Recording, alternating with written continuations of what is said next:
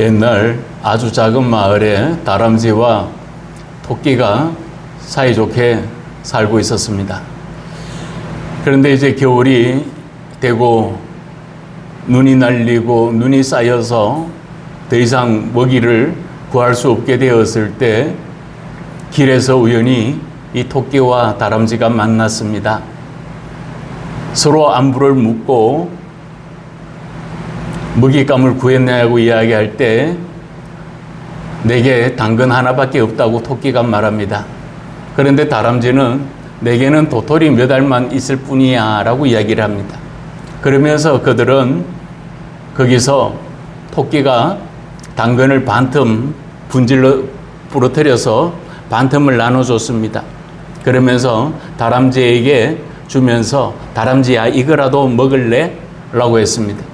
그러자 다람쥐는 자기 품 안에 두었던 소중하게 여겼던 도토리를 또 몇 알 꺼내서 반 정도를 토끼에게 나눠주었습니다. 그런데 그 모습을 보고 있었던 눈이 쌓인 가지 위에 있던 새가 내려와서 자기가 또 가지고 있었던 씨앗 몇 개를 또 서로 나눠주곤 했습니다. 그러면서 그 모습을 보고 있던 또 지나가는 고슴도치는 자기가 딴 버섯 몇 개를 또 나누곤 했습니다. 그래서 거기에 서로 자기가 가지고 있는 것 조금씩 나눌 때 혼자 먹기에도 부족했던 것이 조금씩 나눌 때에는 먹잇감을 채 준비도 하지 못하고 겨울을 맞이한 그런 동물들은 그 친구들의 도움으로 배고픔을 면하게 되었다고 하는 이야기가 있습니다. 그런 것처럼 오늘 우리들에게 있어서 우리는 무엇을 소유하고 살아가고 있고 또 어떻게 사용하고 있는가를 우리는 또 돌아봐야 할 때입니다. 빈들에서 무엇을 의지하고 있는가를 우리는 또 돌아봐야 됩니다. 예수님께서는 세례 요한이 헤롯의 칼날에 의하여서 그가 죽임을 당하였다고 하는 소식을 들었습니다. 헤롯이 불륜을 저지르고 비도덕적인 인간으로서는 생각할 수 없는 그런 불륜을 저질렀을 때 아무도 헤롯을 두려워해서 말하지 못할 때 세례 요한은 당신이 이 했는 일은 너무나 잘못한 일입니다 라고 지적을 했습니다. 그럴 때 그 말을 고깝게 여겼던 헤롯은 그를 죽이려고 하였으나 많은 사람들이 이 세례 요한을 선지자로 생각하고 있었기 때문에 분봉왕이라 할지라도 헤롯은 쉽게 세례 요한을 죽이지 못하였습니다. 그러나 그가 술에 취한 파티에서 그는 약속을 하는 바람에 그 약속을 지키기 위해서 어쩔 수 없이 세례 요한의 목을 칩니다. 그래서 그 비보를 듣게 되었던 예수님께서는 참으로 안타까워하셨습니다. 그런 것처럼 오늘 이 시대를 살아가는 우리들에게도 마찬가지입니다. 빈들이라고 하는 것이 비워져 있다고 하는 것이 또 아무것도 없다고 하는 것이 단순히 물질이나 또 내가 소유하고 있는 것뿐만이 아니라 인물도 마찬가지입니다. 오늘과 같은 힘들고 어려운 시기에는 정말 연세가 많이 드신 그래서 흰머리 앞에 머리를 숙이라 라고 잠언이 이야기를 하고 있는 것처럼 우리들에게도 바로 길을 잃어버렸을 때 그 길을 제시해주는 그런 원로분들이 참으로 그리울 때가 많습니다. 이유를 떠나서 예수님께서는 세례 요한의 죽음의 사건을 들으시고 난 이후에 자리를 옮기셨습니다. 13절에 보면 예수께서 들으시고 배를 타고 떠나사 따로 빈들에 가시니 무리가 듣고 여러 고을로부터 걸어서 따라간지라 라고 말합니다. 비어있는 빈들이었습니다. 지나가는 과정이지만 우리 인생에도 이러한 빈들을 맞이할 때도 있습니다. 제가 주식에 대해서는 문외한이지만 코스피가 9천을 달린 적도 있었습니다. 그런데 지난주에 5천대로 떨어져서 많은 사람들이 낙심하기도 하고 또 실망하기도 하며 또 어떤 사람은 자기의 전 재산을 잃어버렸다고 그렇게 한탄하는 모습을 보곤 합니다. 단순히 비워져 있는 것이 빈들이라고 하는 것이 물질만 빈들이 아니라 우리 인생의 마음의 공허함도 있고 때로는 생각의 공허함이 있을 뿐만 아니라 믿음의 삶들 속에서도 빈들에 있는 것처럼 혼자 있다고 생각하는 그런 생각이 많을 수 있습니다. 창세기 32장에 보면 야곱이 약복강 나루터에서 그가 하렘의 사람과 겨루어서 씨름하여서 승리하는 장면이 나옵니다. 그런데 그 더 앞에 나아가면 창세기 32장에 보면 내가 주께 간구하오니 내 형의 손에서 에서의 손에서 나를 건져 내시옵소서. 내가 그를 두려워하면 그가 와서 나와 내 처자들을 칠까 겁이 나기 때문입니다 라고 말합니다. 빈 몸으로 혈혈단신으로 떠났던 그가 수많은 재물을 이끌고 돌아올 때입니다. 그런데 형 에서를 맞이한다고 하면서도 마음에 두려움이 있기는 마찬가지였습니다. 형 에서를 만났을 때 형이 혹시나 예전의 생각을 하고 노를 격분해서 자기 가족들을 몰살시킬까 그것이 걱정이었습니다.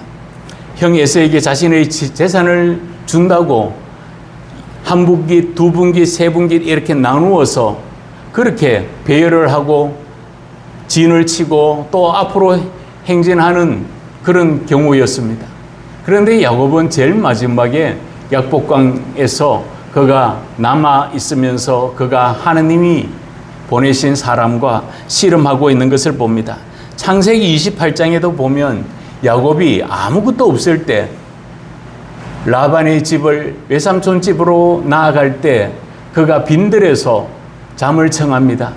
그때 꿈에서 자기와 하늘에 연결되어 있는 사닥다리를 보고 그가 그 환상을 보고 그가 그 꿈을 보고 그가 이렇게 말합니다. 창세기 28장에는 야곱이 잠이 깨어 이르되 여호와께서 과연 여기 계시거늘 내가 알지 못하였도다 라고 말합니다.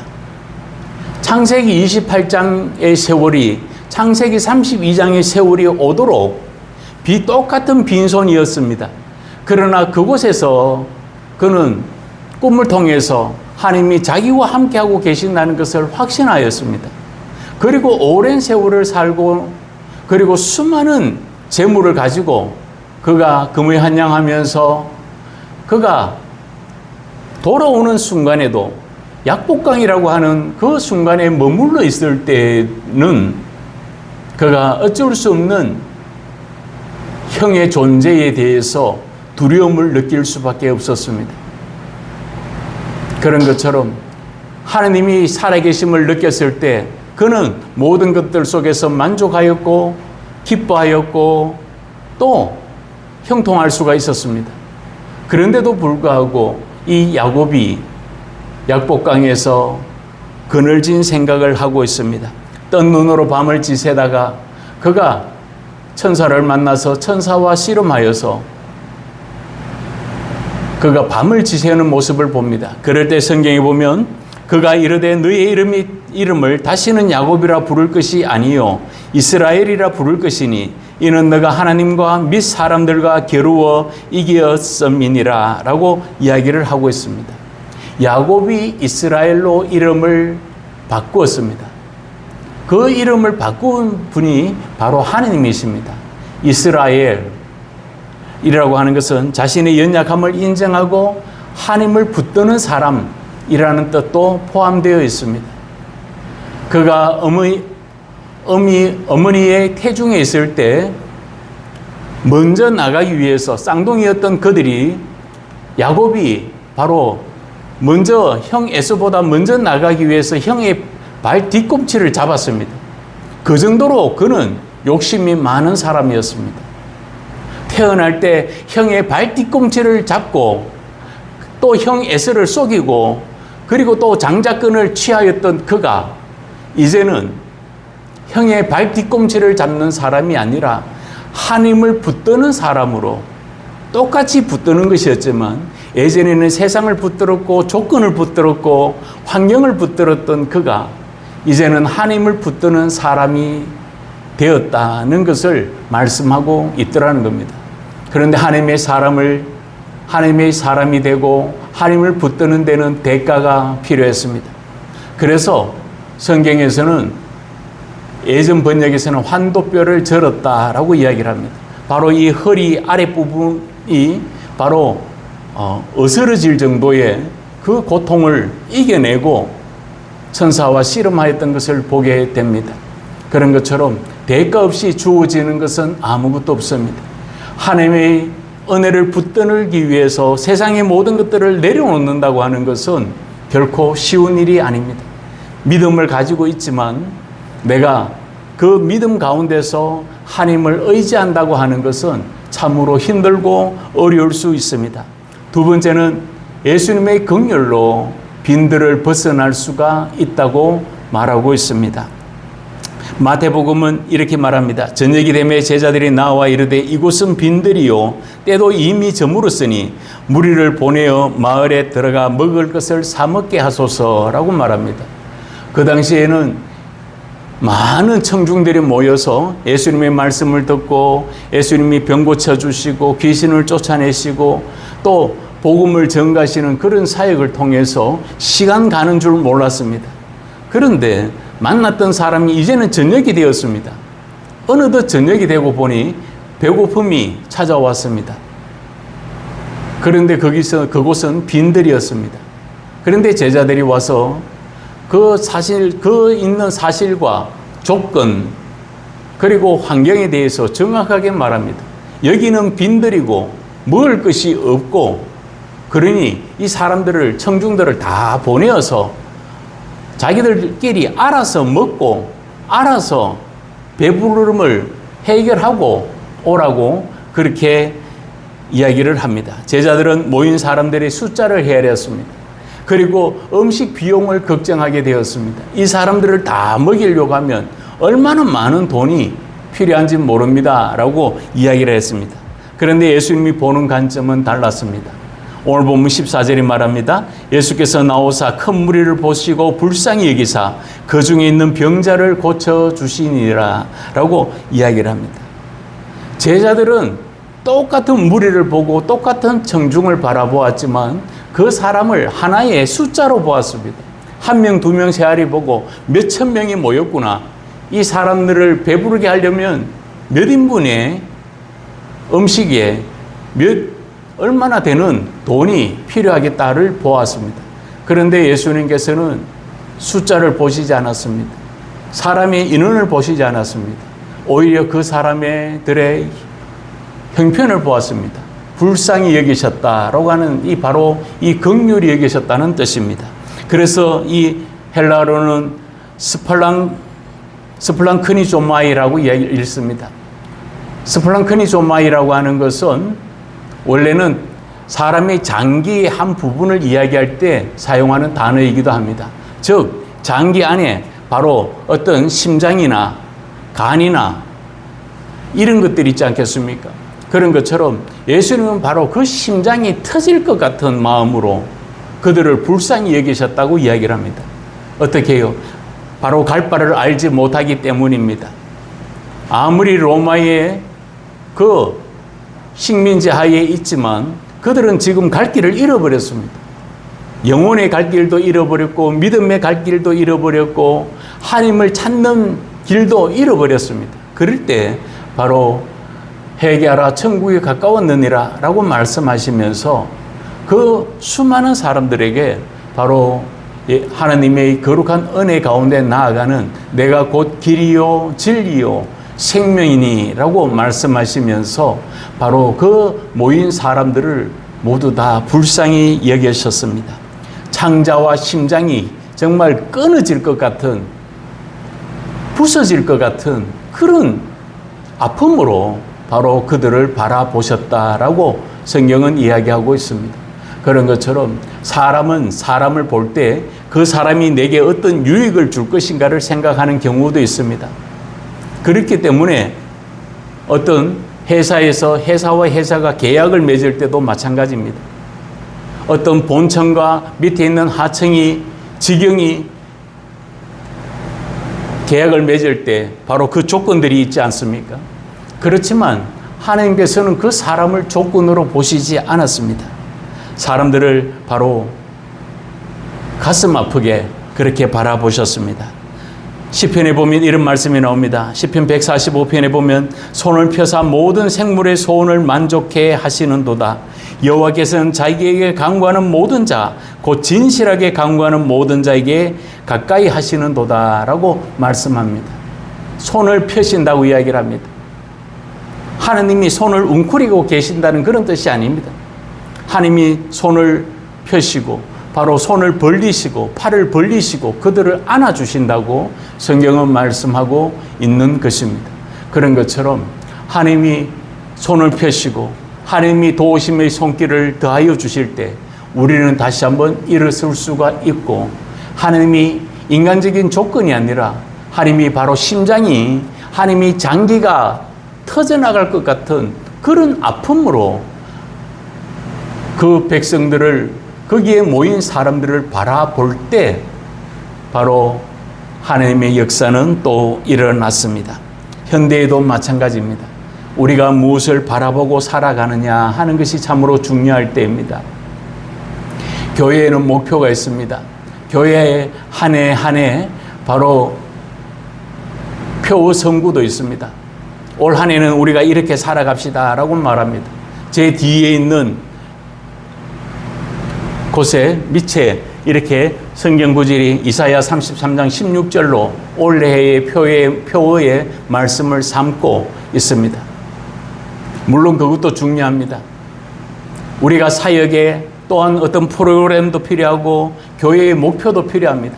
그러나 그보다 더 중요한 것은 주님의 마음을 앞세울 수 있는 사람이 되어야 한다는 것입니다. 사도행전이 이렇게 말합니다. 범사에 여러분에게 모범을 보여준 바와 같이 수고하여 약한 사람들을 돕고 또 주 예수께서 친히 말씀하신 바 주는 것이 받는 것보다 복이 있다 하심을 기억하여야 할지니라 라고 말씀하셨습니다. 주는 자가 받는 자보다 복이 있습니다 라고 이야기를 합니다. 마치 다람쥐와 토끼가 하나밖에 없는 당근을 나누어서 먹고 몇 알 되지 않는 도토리를 함께 나눌 때 바로 거기에 많은 동물들이 모여서 함께 자기의 것을 나누었을 때 없는 자가, 없는 동물이 배고픔을 면할 수 있었던 것처럼 바로 우리 교회도 나눔에, 베품에, 또 섬김에, 또 돌보는 것에 우리가 주님의 시선을 가지고 주님의 마음을 감히 품고 나아갈 수 있는 저와 여러분들 되도록 힘씁시다. 그리고 세 번째는 순종과 감사가 빈들을 벗어나게 합니다. 계단 농사를 보신 적이 있습니까? 계단 농사는 청청이 이렇게 논이나 밭이 만들어져 있는 열악한 환경 가운데 있는 지역의 농사법입니다. 그런데 위에 있는 사람이 자기 논하고 자기 밭만 소중하다고 위에 있는 고랑에만 물을 가둬놓고 밑으로 물을 흘러내리지 않는다면 어떻게 되겠습니까? 고인물은 썩기 마련입니다. 계단식 농사에 있어서 중요한 것은 끊임없이 물이 위에서부터 아래로 흘러내릴 때 그 주변의 모든 농사가 바로 풍년이 될 수 있는 것입니다. 마찬가지입니다. 오늘 우리에게 있어서 중요한 것은 무엇이겠습니까? 누구의 손길인지는 모르지만 작은 도시락으로 알려져 있습니다. 다른 번역에서는 어린아이의 도시락이라고 일컬어지지만 그것에서 떡 5개와 물고기 2마리였습니다. 어린아이의 도시락으로 생각한다면 떡이 제 주먹만 하겠습니까? 그렇지 않을 겁니다. 아이가 먹을 수 있는, 엄마가 예수님을 만나러 간다고 하니까 엄마와 같이 왔는지 엄마가 보냈는지는 알 수 없지만 아이가 가지고 있는 작은 도시락 하나뿐이었습니다. 그래서 거기에는 바로 자기가 먹을 양밖에 안 되는 작은 떡이었을 겁니다. 우리 같으면 작은 송편 정도의 크기가 아니겠습니까? 그거 5개 하고 물고기가 대여가 아닐 겁니다. 아주 작은 물고기를 2마리 고기에 넣어둔 정도였습니다. 그런데 예수님께서 너희들이 먹을 것을 주라 라고 이야기할 때 먹을 것이 있는가 찾아보았더니 그 아이가 가지고 있는 떡 5개와 물고기 2마리 뿐이었습니다. 그런데도 그 아이는 제자들에게 그 도시락을 건네주었습니다. 먹는 것을 다른 사람에게 준다고 하는 것은 힘든 일입니다. 특히 어린아이도 마찬가지입니다. 예전에 제가 마트에 들렸더니 마트에서 할아버지가 굉장히 섭섭해 하고 계셨습니다. 그래서 옆에서 이렇게 제가 지켜보았더니 할아버지가 손주가 귀엽다고 뭐 먹고 싶어 해서 아마 그 아이가 좋아하는 과자를 여러 봉지를 사줬는 모양입니다. 그런데 그 첫 봉지를 뜯어서 그 아이에게 주었습니다. 그러자 그 아이는 고맙다고 할아버지 잘 먹을게요 그래 놓고는 할아버지가 옆에서 야, 아빠, 할아버지한테도 한 입 줘 이러면서 이렇게 입을 벌리셨던 모양입니다. 그런데 그 아이는 획 돌아서 버렸습니다. 그 엄청난 할아버지가 사준 그 과자인데도 불구하고 그 중에 하나, 그걸 할아버지 입에 넣어주는 게 아까웠던 모양입니다. 그러니까 어린아이는 어린아이입니다. 철이 없으니까 그런 거죠. 그런 것처럼. 그런데 그 아이는 제자들이 야, 그 도시락 좀 줄래? 라고 이야기할 때 선뜻 도시락을 내어 놓았습니다. 길갈이 흉년이 되었을 때가 있습니다. 그래서 엘리사가 흉년이 들었을 때 그곳에서 기적을 일으킵니다. 그때에도 섬김과 나눔의 손길이 없었다면 불가능했을 겁니다. 열왕기하는 이렇게 기록합니다. 한 사람이 바알 살리사에서부터 와서 처음 만든 떡, 곧 보리떡 20개와 또 자루에 담은 채소를 하나님의 사람에게 드린지라 그가 이르되 무리에게 주어 먹게 하라. 사한이 이르되 내가 어찌 이것을 100명에게 주겠나이까 하나 엘리사는 또 이르되 무리에게 주어 먹게 하라. 여호와의 말씀이 그들이 먹고 남으리라 하셨느니라. 그리고 44절에 보면 그가 그들 앞에 주었더니 여호와께서 말씀하신 대로 먹고 남았더라 라고 하는 말이 나옵니다. 바알 그 살리사에서부터 온 그 한 사람이 보리떡 20개와 자루에 든 조금의 야채를, 채소를 내놓지 않았다면 100명이 넘는 사람들이 먹지 못했을 것입니다.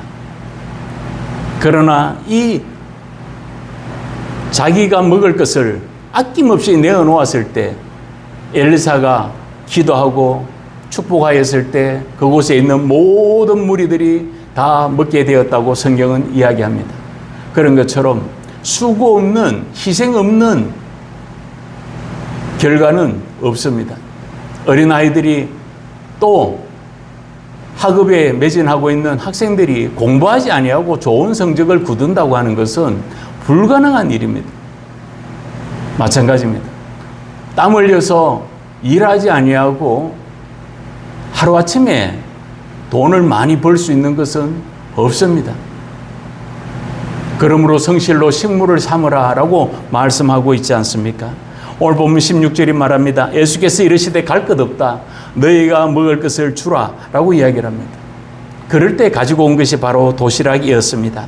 가져오라 라고 이야기하는 것은 바로 모든 것을 내게 맡겨다오 라고 하는 말이 의미가 함께 담겨져 있는 것입니다. 음식이 얼마나 있다는 걸 예수님이 모르셨을 수도 있고 그리고 또한 경제관념이 좀 부족하실 수도 있었습니다.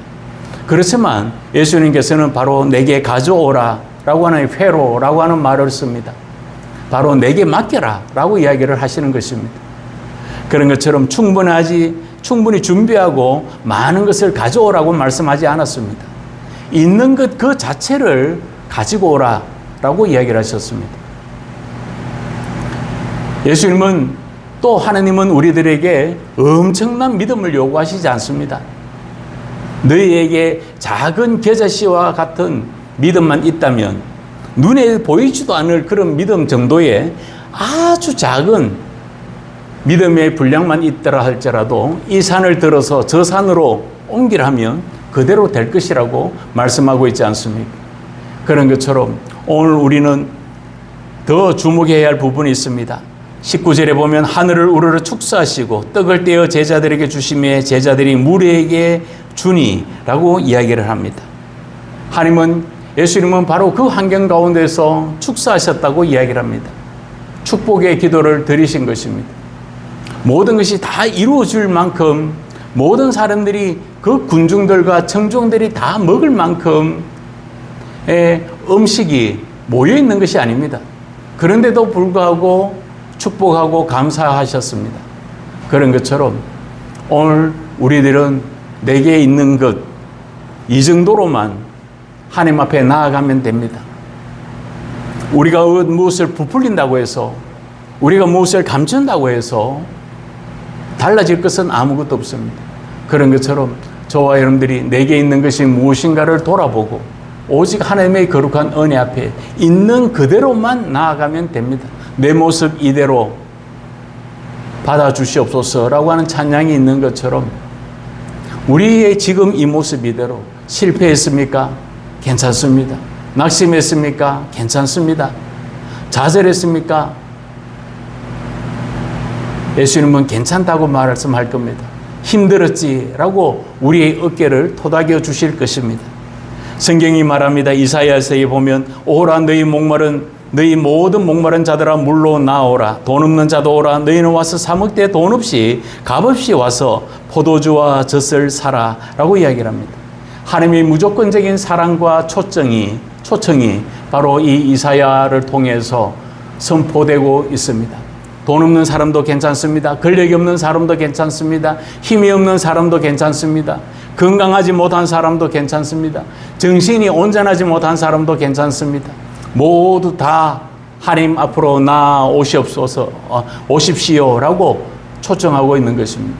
그런 것처럼 오늘 우리들에게 있어서 어떤 부분이 나오고 있습니까? 이사야는 이어서 말합니다. 너희는 귀를 기울이고 내게로 나와 들으라. 그리하면 너희의 영혼이 살리라. 내가 너희를 위하여 영원한 언약을 맺으리니 곧 다윗에게 허락한 확실한 은혜니라 라고 말씀하고 있습니다. 나와서 기억할 것은 하나님의 언약은, 하나님의 약속은 어제나 오늘이나 동일하기 때문에 바로 그것을 기억하라고 이야기를 합니다. 귀를 기울이라고 말씀하고 있습니다. 오늘 우리는 어떤 소리에 귀를 기울이고 있습니까? 어떤 소식을 기다리고 있습니까? 우리가 하나님의 약속의 말씀에 귀를 기울일 수 있는 사람들이 되기를 바랍니다. 오늘 본문 끝절 부분 20절은 이렇게 말합니다. 다 배불리 먹고 남은 조각을 12바구니에 차게 거두었으며 라고 이야기를 합니다. 그 작은 도시락, 그 물고기 2마리와 보리떡 5개가, 떡 5개가 거기에 모이는 모든 사람들을 다 배불리게 하셨다고 이야기를 합니다. 그리고는 남은 것을 거두었다고 이야기를 합니다. 12강주리가 남았습니다. 마찬가지입니다. 우리가 하나님의 거룩한 은혜 앞에 나와서 내게 가진 것이 적다고 할지라도 하나님 앞에 드려드릴 수 있는 저와 여러분들 되기를 바랍니다. 내 재능이 부족하고 내가 무지하고 내가 배운 것이 없고 내가 힘이 없고 내가 실력이 없고 내의 어떤 발판이 없다 할지라도 우리가 있는 이 모습 이대로 나아가면 하나님은 거두게 하실 것입니다. 나눌 때 역사가 일어납니다. 베풀 때 역사가 일어납니다. 심은 대로 거두리라라고 성경은 말하지 않습니까? 그러나 성경에 보면 심은 대로 하나만 거두는 것이 아니라 30배, 60배, 100배로 또 어떤 데서는 100배, 60배, 30배로 그렇게 채워진다고 성경은 말씀하고 있는 것입니다. 오늘 저와 여러분들의 빈들은 어디입니까? 아직 우리가 비어져 있기 때문에, 낙심하고 있기 때문에, 좌절하고 있기 때문에, 두려움이 앞서고 있기 때문에 하나님의 손길을 의지하고 있지 못하고 있는 것은 아닙니까? 우리가 다시 한번 기도하며 하나님께로 나아갑시다. 설사 모든 것이 채워지지 않는다 할지라도, 배고픔이 이루어지지 않는다 할지라도, 하나님이 복에 복을 더하여 주시지 않았다 할지라도, 지금 이 상황이 어쩌면 내가 이 빈들에 홀로 서 있는 것 같은, 어쩌면 끝이 보이지 않는 낭떠러지 앞에 서 있는 것 같은 답답함이 있고 두려움이 있고 아픔이 있다 할지라도 우리가 하나님만을 바라봅시다. 빈들에서 이제는 우리가 방향 전환을 할 수 있는 저와 여러분들 되기를 주의 이름으로 부탁을 드립니다. 우리 모두가 함께 다시 한번 하나님의 약속을 바라보고, 하나님의 말씀, 하나님의 약속은 변함이 없음을 의지하고 하나님의 거룩한 은혜를 바라볼 수 있는 저와 여러분들 되시기를 주의 이름으로 부탁을 드립니다. 이 시간에 우리 함께 같이 잠시 기도하겠습니다.